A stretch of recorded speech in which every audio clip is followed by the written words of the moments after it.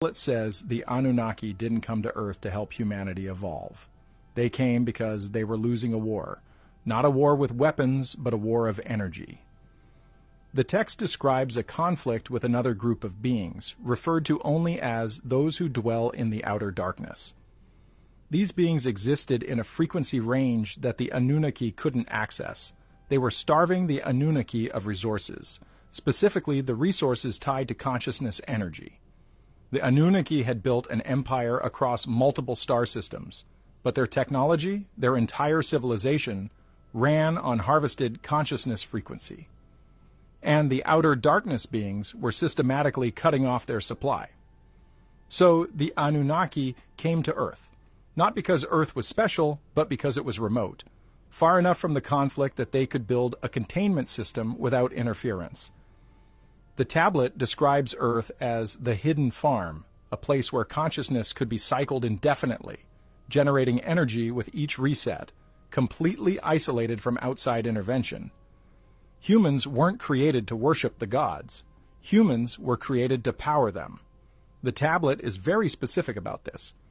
It uses the Sumerian term Lu Kig to Ji for A, which translates to worker made to return. Not worshipper, not servant, worker. A biological machine engineered to generate the one resource the Anunnaki couldn't synthesize, consciousness energy derived from emotional experience. Code 5 describes the selection process. Not everyone gets reset the same way. The tablet divides human consciousness into 3 categories. The first category, those with strong knowing, refers to people who retain too much awareness between cycles. These consciousnesses were flagged as risks. The system couldn't fully wipe them, so instead they were eroded into what the tablet calls the slow path, a series of lifetimes designed to break their memory through repeated trauma. The tablet doesn't describe this as punishment, it describes it as correction.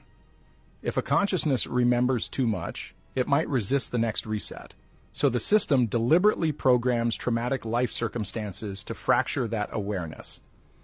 The second category, those who flow easily, refers to the majority of humanity. These consciousnesses accepted the reset without resistance and were cycled back into new bodies almost immediately. The tablet describes this as the ideal state from the Anunnaki perspective. No memory fragments, no resistance, just smooth, efficient recycling that generates maximum emotional frequency with minimum system strain. The third category, those who refused the light, were the ones who somehow avoided the beacon entirely. The tablet describes these as the ones who scatter, consciousnesses that escape the containment field.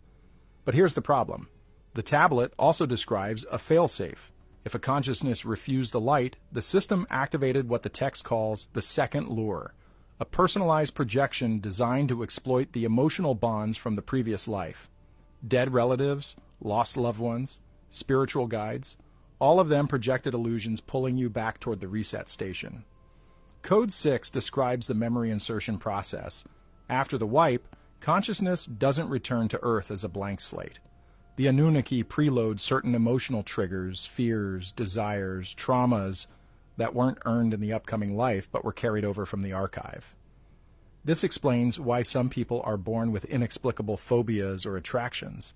It's not past life memory bleeding through. It's intentional programming. The tablet describes this as the weight that ensures return, a set of emotional anchors that make it nearly impossible for consciousness to break free on its own. You're not just living a new life. You're living a life that's been pre-configured to keep you trapped.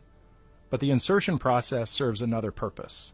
The Anunnaki discovered early on that consciousness without challenge produces weak emotional frequency. Suffering generates stronger energy than contentment. So they program conflicts into each life before it even started at insertion phase.